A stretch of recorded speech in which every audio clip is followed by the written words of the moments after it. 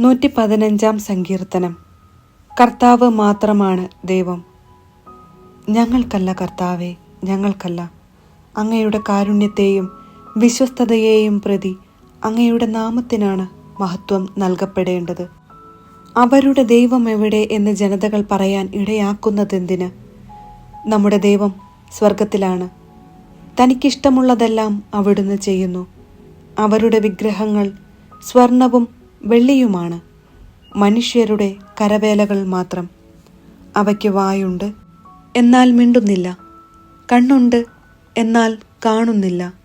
അവയ്ക്ക് കാതുണ്ട്, എന്നാൽ കേൾക്കുന്നില്ല. മൂക്കുണ്ട്, എന്നാൽ മണത്തറിയുന്നില്ല. അവയ്ക്കു കൈയുണ്ട്, എന്നാൽ സ്പർശിക്കുന്നില്ല. കാലുണ്ട്, എന്നാൽ നടക്കുന്നില്ല.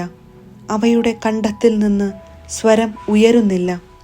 അവയെ നിർമ്മിക്കുന്നവർ അവയെപ്പോലെയാണ്, അവയിൽ ആശ്രയിക്കുന്നവരും അതുപോലെ തന്നെ. ഇസ്രായേലേ, കർത്താവിൽ ആശ്രയിക്കുവിൻ. അവിടുന്നാണ് നിങ്ങളുടെ സഹായവും പരിചയം. അഹരോന്റെ ഭവനമേ, കർത്താവിൽ ശരണം വയ്ക്കുവിൻ. അവിടുന്നാണ് നിങ്ങളുടെ സഹായവും പരിചയം. കർത്താവിൻ്റെ ഭക്തരെ, കർത്താവിൽ ആശ്രയിക്കുവിൻ. അവിടുന്നാണ് നിങ്ങളുടെ സഹായവും പരിചയം. കർത്താവിന് നമ്മെക്കുറിച്ച് വിചാരമുണ്ട്. അവിടുന്ന് നമ്മെ അനുഗ്രഹിക്കും. അവിടുന്ന് ഇസ്രായേൽ ഭവനത്തെ ആശീർവദിക്കും. അഹരോന്റെ ഭവനത്തെ അനുഗ്രഹിക്കും. കർത്താവിൻ്റെ ഭക്തന്മാരെ, ചെറിയവരെയും വലിയവരെയും അവിടുന്ന് അനുഗ്രഹിക്കും. കർത്താവ് നിങ്ങളെ അനുഗ്രഹിക്കട്ടെ, നിങ്ങളെയും നിങ്ങളുടെ മക്കളെയും.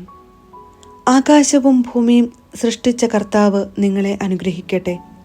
ആകാശം കർത്താവിന് മാത്രമുള്ളത്, എന്നാൽ ഭൂമി അവിടുന്ന് മനുഷ്യ മക്കൾക്ക് നൽകിയിരിക്കുന്നു. മരിച്ചവരും നിശബ്ദതയിൽ ആണ്ടുപോയവരും കർത്താവിനെ സ്തുതിക്കുന്നില്ല. എന്നാൽ നമ്മൾ ഇന്നും എന്നേക്കും കർത്താവിനെ സ്തുതിക്കും.